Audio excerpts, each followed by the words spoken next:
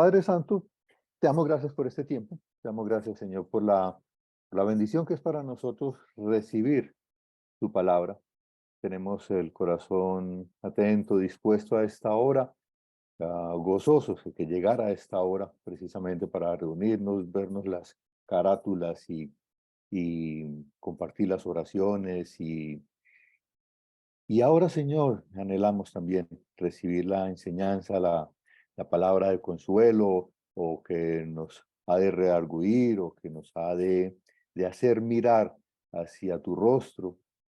Estamos aquí, Señor, atentos. Es nuestra voluntad estar aquí por la obra de tu Espíritu Santo, pero también entonces por el mismo, por el Espíritu Santo, Señor, abre nuestros oídos espirituales y nuestros ojos espirituales para ver, entender y por sobre todo aplicar la palabra que tú tienes para darnos hoy en el nombre de Jesús.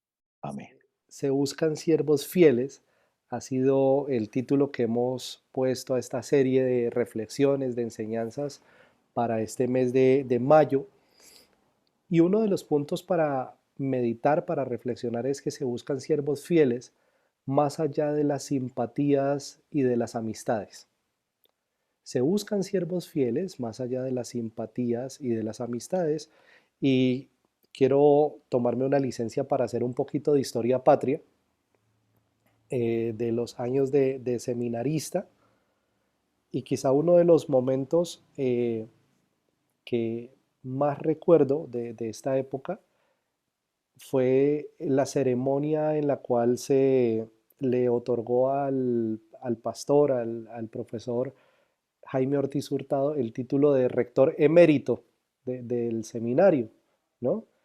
Y de manera muy jocosa y con la sencillez que lo caracterizaba, cuando le dicen, bueno, ¿y qué implicaciones tiene ahora ser rector emérito? Dice, lo que me están diciendo fundamentalmente es el rector viejito, ¿no?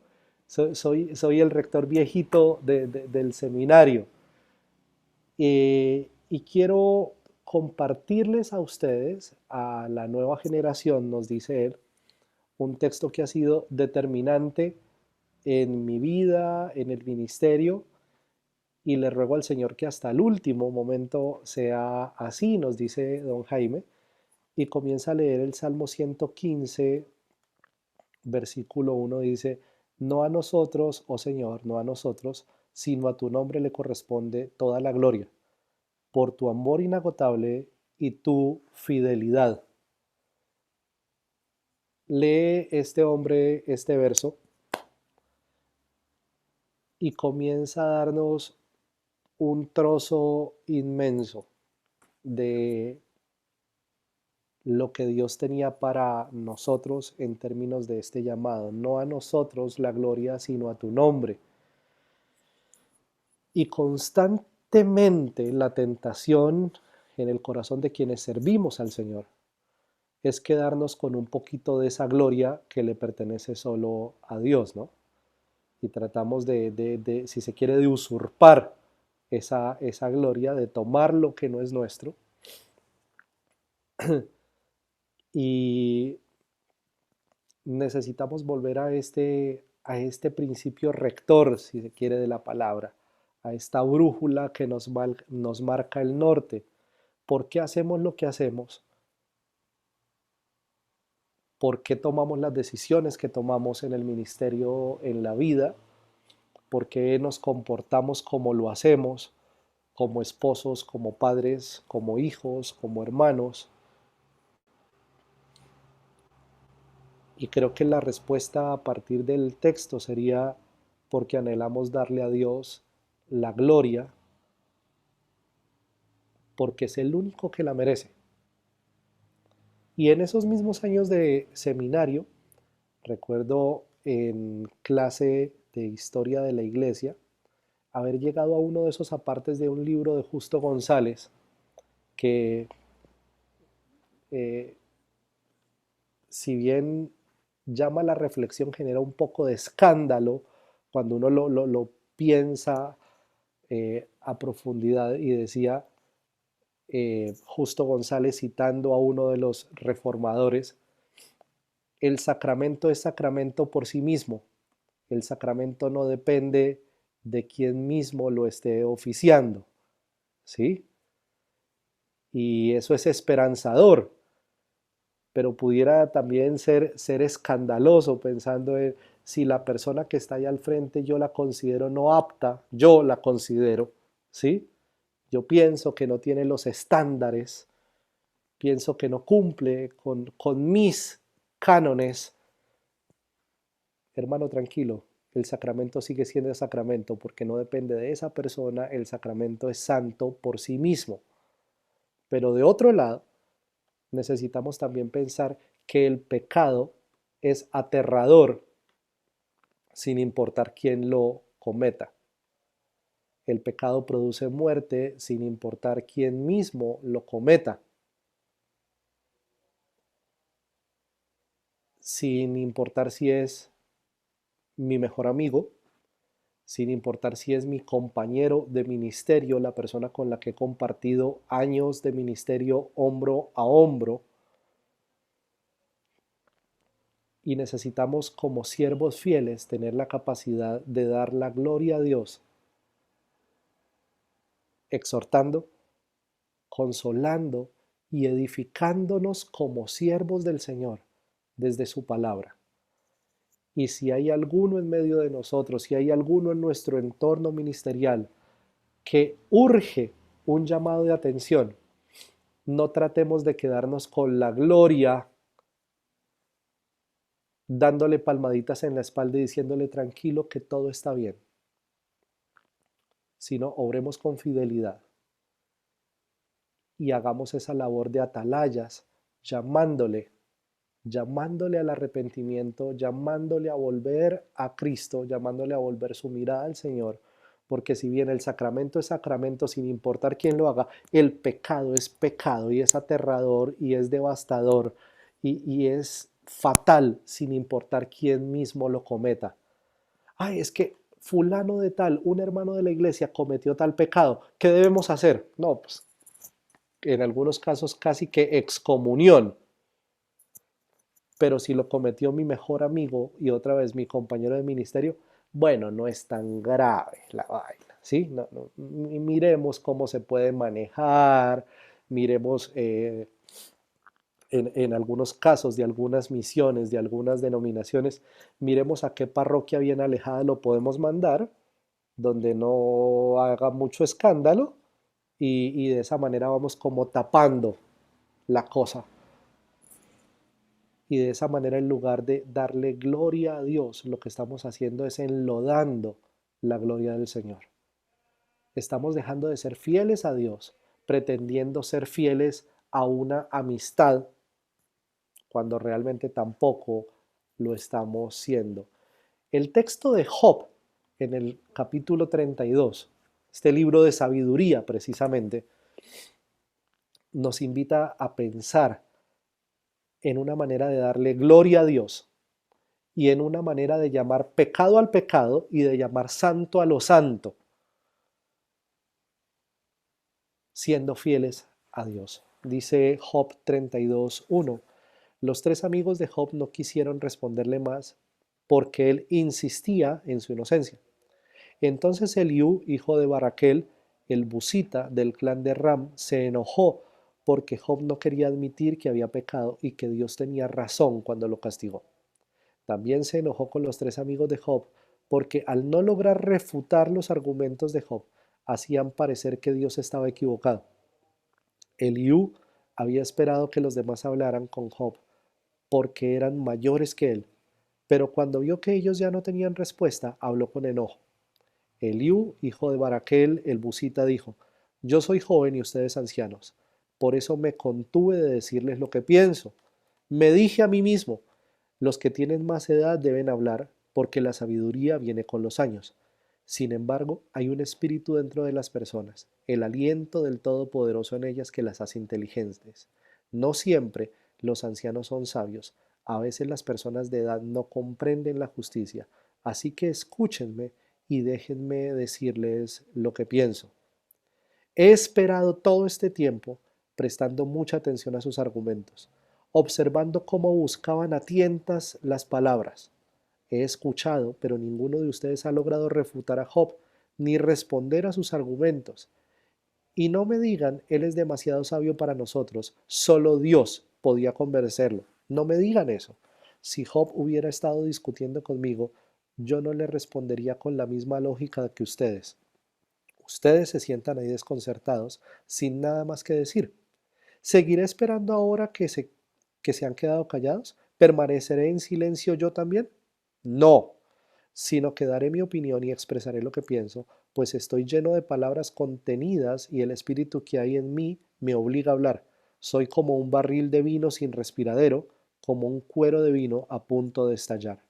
Tengo que hablar para encontrar alivio, así que déjenme dar mis respuestas. No haré favoritismos ni intentaré adular a nadie, pues si intentara usar la adulación, pronto mi creador me destruiría.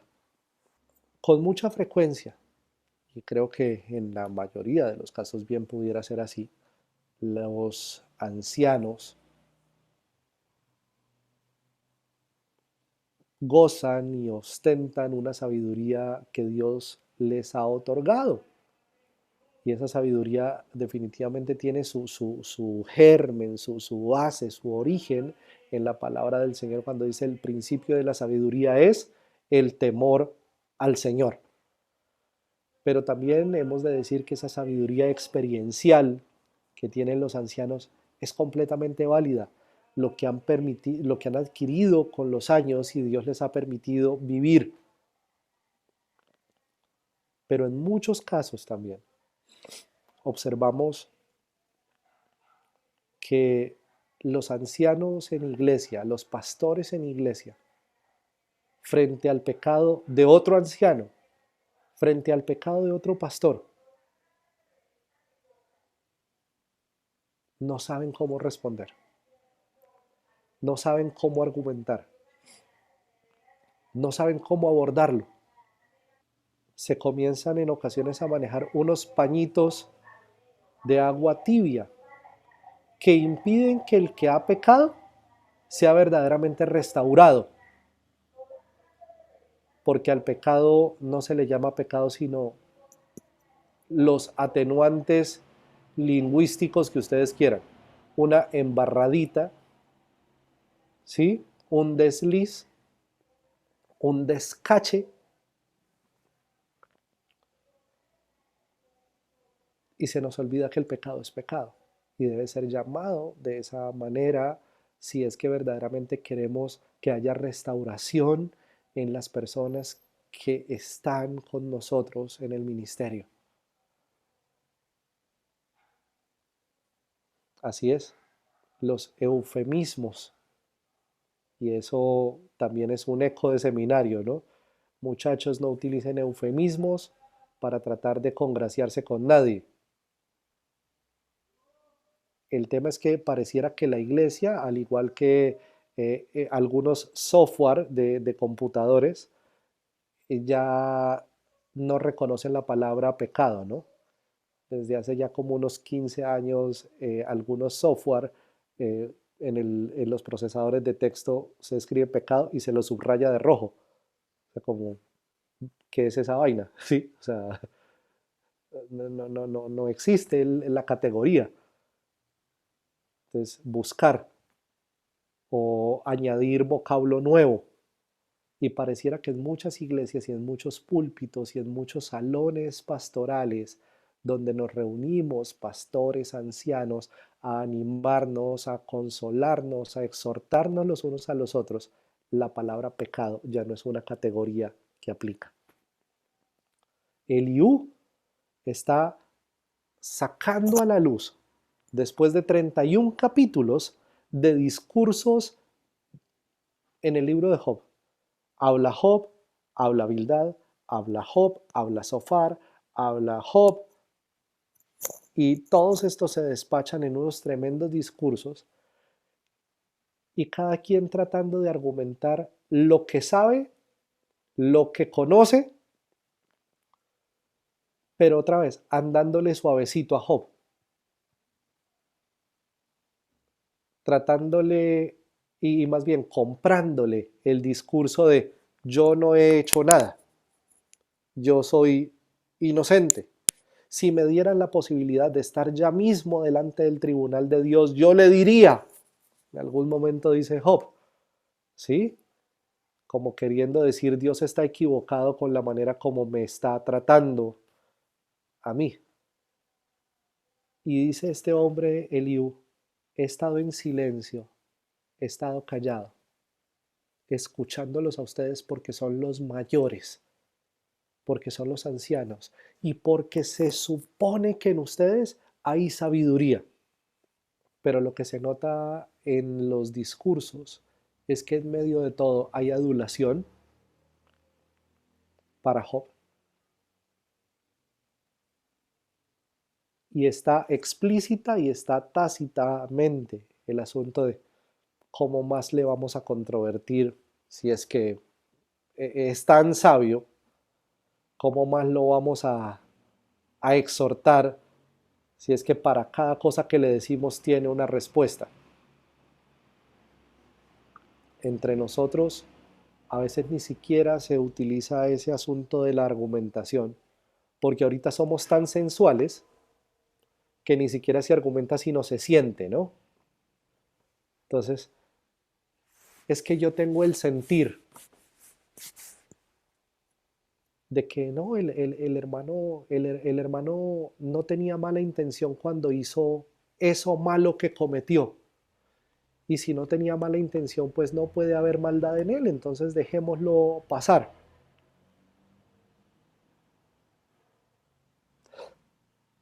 Y adulamos y hacemos uso del favoritismo, pero si no fuera ese hermano y fuese otra persona la que ha cometido el pecado, ¿de qué manera lo abordamos? ¿De qué manera lo tratamos? Parte de lo que el Señor dice a través del apóstol Pablo en su despedida a los ancianos de Éfeso es, cuiden de ustedes mismos, ancianos. Y parte de ese cuidar de nosotros mismos, parte de ese mentorear o pastorearnos entre nosotros mismos, tiene que ver con no pasar por alto el pecado en medio de nosotros, hermanos. Somos pastores, somos siervos del Señor. Que todos hemos sido llamados a ser fieles a Dios y a darle gloria a Él antes que buscar la gloria para nosotros mismos. Necesitamos, como Eliú, volver a la palabra de Dios y abrazar de tal manera la escritura que el pecado propio y el pecado ajeno nos indigne. Así como todos ahorita estábamos indignados escuchando de los profesores estos reggaetoneros haciendo esta grosería delante de sus estudiantes y todos nos indignamos, pero tenemos todavía la capacidad de sentir esa misma indignación por el pecado propio. ¿Todavía nos da tanta náusea nuestro propio pecado? ¿O ya hemos comenzado después de los años en el ministerio a tratarnos con condescendencia a nosotros mismos? Y a tratar con condescendencia el pecado de los que nos rodean. Y nos hemos olvidado que todavía y hasta que Cristo venga, la paga del pecado va a seguir siendo muerte. Y nos hemos olvidado también que ante semejante panorama devastador, la única alternativa posible es el regalo que da Jesús, que se llama vida eterna. El asunto es que para poder acceder a esa restauración que trae consigo la vida eterna, primero necesitamos reconocernos pecadores. Si hay una cosa frustrante en el ambiente terapéutico, es hacerle terapia a las mentiras. Una persona que no quiere reconocer su problema, su pecado, que está, como dicen los terapistas, en negación, ¿sí? Pero sigue asistiendo a terapia. pero para decirse a él mismo, no, yo vengo a terapia, pero yo estoy bien. Yo vengo a cumplir con un requisito, pero yo estoy bien. Yo puedo manejarlo. A veces pareciera que en el ambiente pastoral, en el ambiente eclesial, le estamos haciendo pastorado a las mentiras de otro. El que está en pecado y no quiere reconocerlo. Y ya esto comienza a hacerse evidente, es imposible de tapar, es imposible de ocultar. Ya el efecto devastador del pecado comienza a hacerse evidente.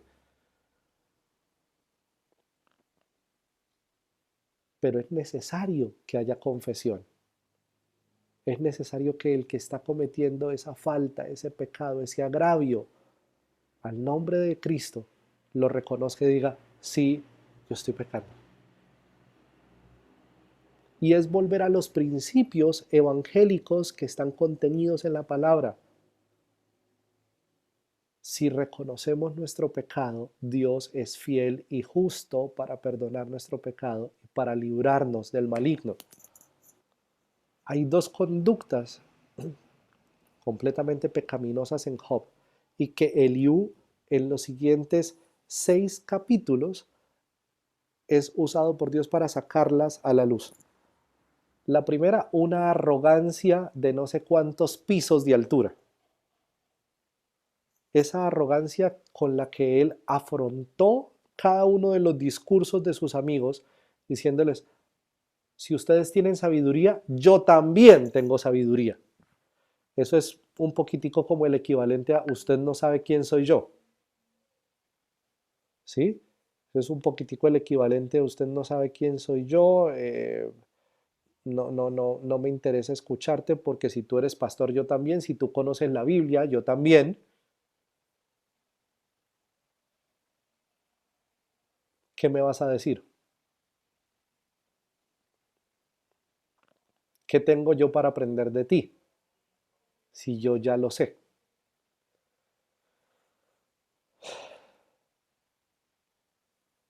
¿Me vas a hablar de comunión con Dios? Yo tengo comunión con Dios, yo oro con Dios, yo hablo con el Señor. Y todas esas son actitudes tan llenas de suficiencia y de una suficiencia otra vez pecaminosa que nos aleja, que nos pone distancia con el Señor con el cual decimos tener comunión.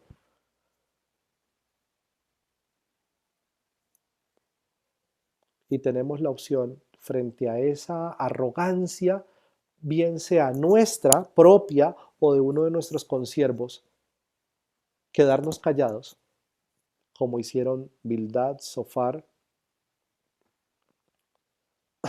y Elifaz, o actuar como un Eliú que dice, ¿qué voy a hacer? ¿Me voy a quedar callado entonces? ¿O voy a asumir el camino de la impopularidad? Esto que yo tengo para decirte no me hace popular contigo, no me hace el amigo chévere. Seguramente que después de esto hasta me vas a cancelar de tus redes sociales, me vas a dejar de hablar por un tiempo, pero viejo, yo voy a seguir orando por ti y voy a estar ahí otra vez cuando tú lo necesites. Y necesito decirte que estás tan envenenado de tu propia arrogancia que es lo primero que te impide reconocer tu pecado.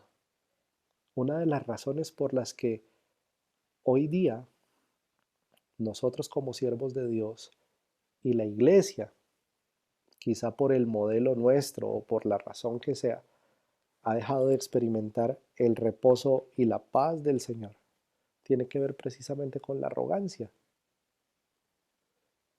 Vengan a mí todos los que están cansados y trabajados y yo los haré descansar.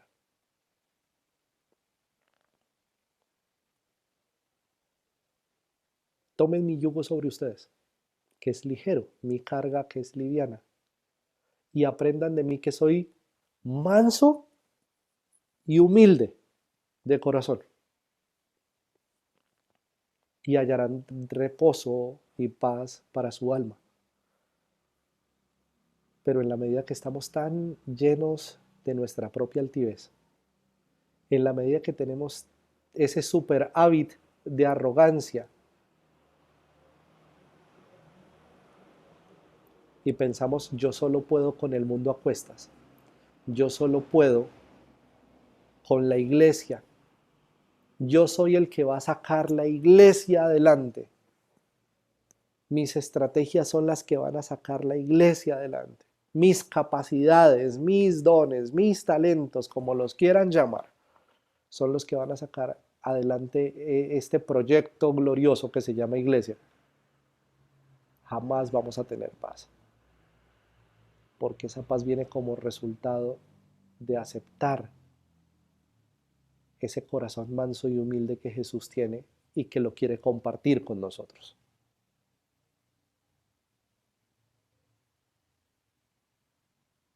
Esa paz que viene al reconocer, Señor, he pecado y necesito ser restaurado.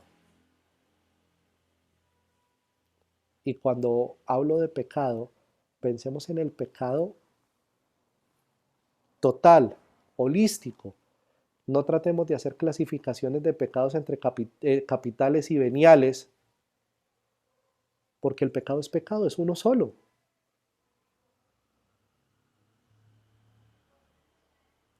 Los pecados a todo color, los escandalosos, que son los que llaman la atención nuestra. ¡Wow! Terrible.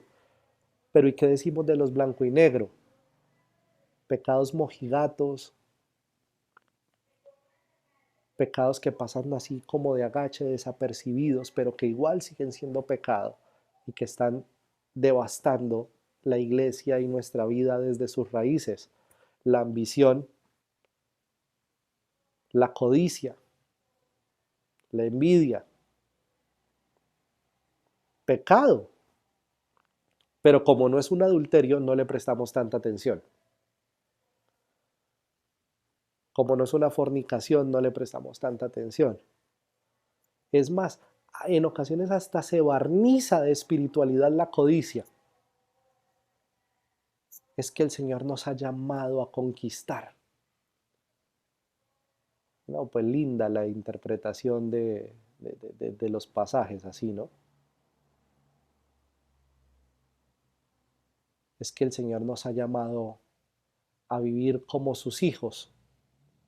Y toda esta basura que se desprende de esa mal llamada teología de la prosperidad, que de una u otra manera ha calado en el corazón de muchos, sigue siendo pecado.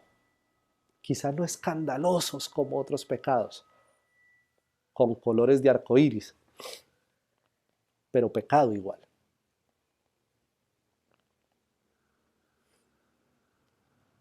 Y pecados de los cuales necesitamos arrepentirnos, pecados que nosotros como hermanos necesitamos afrontar en conversaciones difíciles con nuestros consiervos. Porque por más enojado que hubiese estado Eliú, y él mismo lo dice en por lo menos 2 o 3 ocasiones en este capítulo, no quiere decir que es una conversación fácil de tener con un amigo. Pero si verdaderamente lo amo, le voy a decir no lo que él quiere, sino lo que mismo necesita oír desde la palabra. Y hay otro pecado que adelante Eliú exhibe en la conducta de Job y es la autoconmiseración. Ahora esa palabra tan larga y elaborada básicamente tiene que ver con esa conducta donde aprendemos como los gatos nosotros mismos a lamernos nuestras propias heridas. Esa autoconmiseración, a tener misericordia y casi que lástima de nosotros mismos. Y tenemos una capacidad increíble para que cualquier tema de conversación termine siempre en la pista de aterrizaje de mi tragedia personal y hacer que los demás comiencen a tener esa compasión de mí y hacer que los demás comiencen a mirarme como, ay, pobrecito, no, si él, no, tiene toda la razón. No, razón tiene para comportarse de la forma como se comporta. Si mire esa tragedia tan horrible que vive, qué drama tan horrible que vive. Cuando nosotros le levantamos un altar al sufrimiento en nuestra vida y dejamos de darle la gloria a Dios y soterradamente comenzamos a adular, a honrar, a loar ese sufrimiento, haciéndolo lo más relevante de nuestra vida, estamos desviándonos del propósito con el que Dios nos creó y con el que Dios nos llamó como siervos del Señor. Y necesitamos en ese momento que un Eliú se levante, no solamente para decirnos hay arrogancia, pero también tienes tanta autoconmiseración de ti que no estás viendo con claridad toda la bondad y toda la misericordia que Dios tiene contigo. Tus heridas son reales, tus dolores son reales, pero también dice el Señor que somos hijos del Padre de toda consolación y que con el consuelo que usted y yo hemos sido bendecidos, que usted y yo hemos recibido, estamos llamados a ir y consolar a otros que también están sufriendo. El asunto es que es bonito que siempre nos atiendan, ¿no?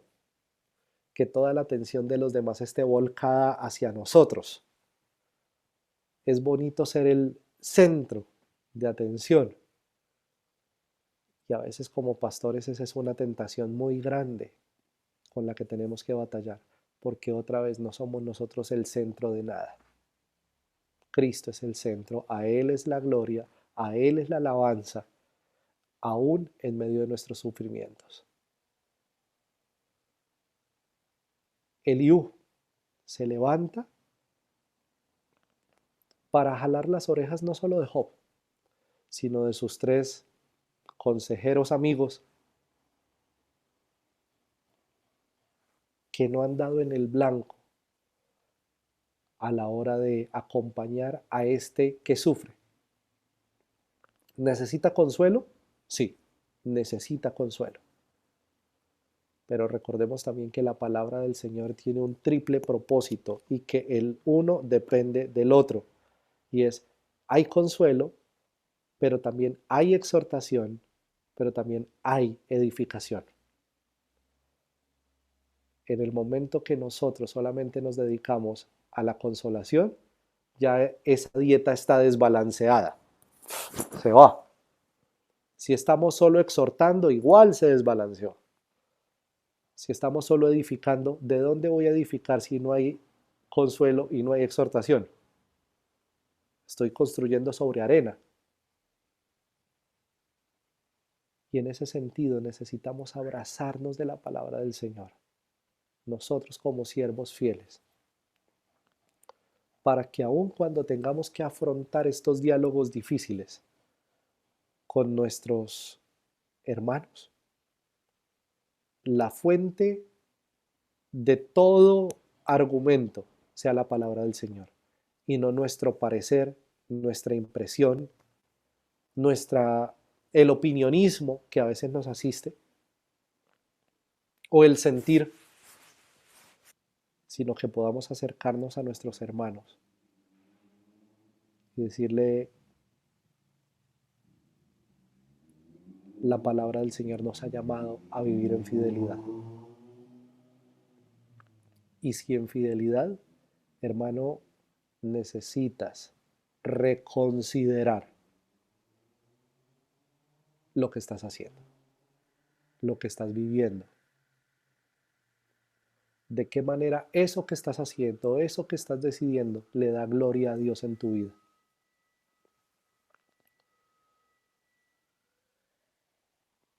De qué manera tus decisiones honran el nombre de Dios.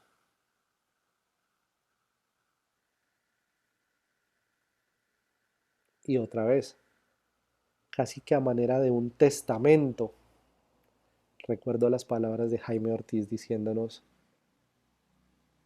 mis hermanos, no a nosotros, no a nosotros, sino a tu nombre sea dada toda la gloria.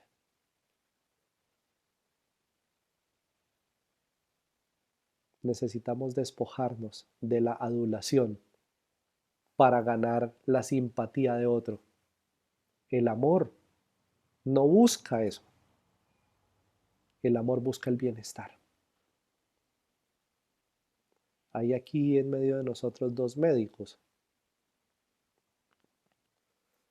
Y en ocasiones el médico, aun cuando está pretendiendo sanar el cuerpo de un paciente, no es bien recibido eso porque a veces la curación es la vaina más aterradora de la vida. Los pacientes que han tenido quemaduras de segundo grado, en muchos casos el remedio es remover toda esa piel que comienza a salir otra vez y volver a dejar en carne viva. Ay, ¿usted de dónde aprendió eso? Usted no es médico, usted me está queriendo matar. No, está haciéndole un bien. Pero en principio eso duele. Y los diálogos difíciles que hemos de tener entre nosotros como pastores y como hermanos y como amigos a veces van a doler. Y otra vez, en todo este paquete de literatura de sabiduría aparece una expresión hermosa que dice: fieles son las heridas del que ama. Cuando amamos, a veces nuestras palabras van a lucir como las de Eliú. En principio van a parecer como una juguetera, como un palazo en la cabeza, pero a la postre van a traer bálsamo y van a traer sanidad. Mis hermanos, creo que es tiempo de que nosotros como siervos del Señor, siervos fieles, llamados a vivir en esa fidelidad, a servir en esa fidelidad, volvamos a llamar santo a lo santo y profano a lo profano. Que podamos anunciar el Evangelio, pero el Evangelio completo. Un Evangelio que comienza: arrepiéntanse porque el reino de los cielos se ha acercado. Un Evangelio con forma de cruz,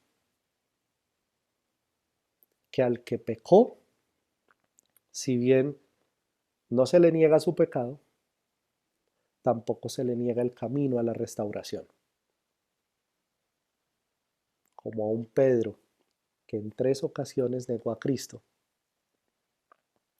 pero al cual el mismo Señor le dice: Pedro, apacienta mis ovejas. Que Dios nos ayude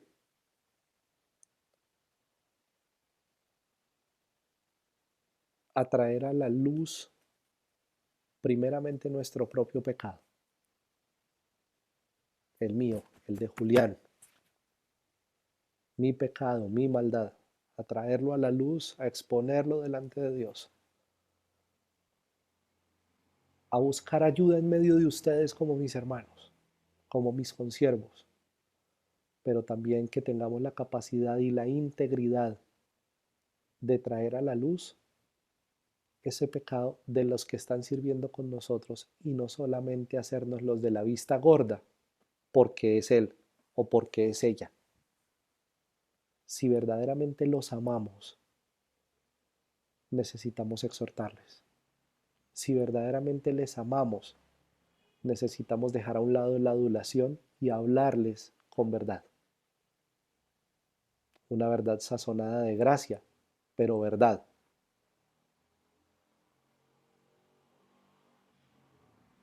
Y que Dios en su misericordia nos ayude a ser fieles, más allá de las simpatías y más allá de la amistad, ¿no?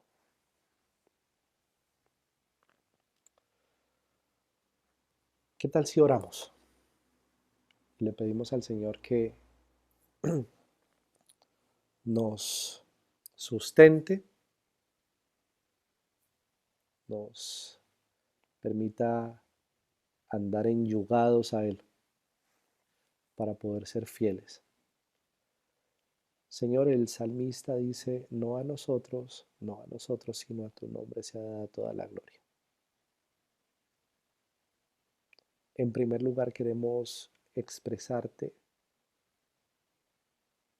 nuestro arrepentimiento por todas las veces, Señor, en las que conscientes o inconscientes hemos querido tomar algo de esa gloria para nosotros mismos.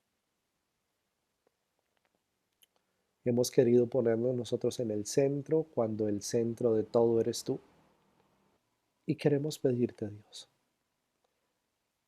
que en el ambiente de ministerio donde tú nos has puesto, en medio de ancianos, en medio de un pastorado colegiado, donde hay varios pastores sirviendo juntos, Señor, o si fuese el caso donde somos pastores únicos en la congregación, permítenos rodearnos de otros siervos como este Coinonos y tener apertura de corazón y de mente, Señor, para recibir las exhortaciones a las que haya lugar, Señor, en nuestra vida. En el caso de Job, Señor, 3 hombres estuvieron hablando, intercambiando opiniones con él,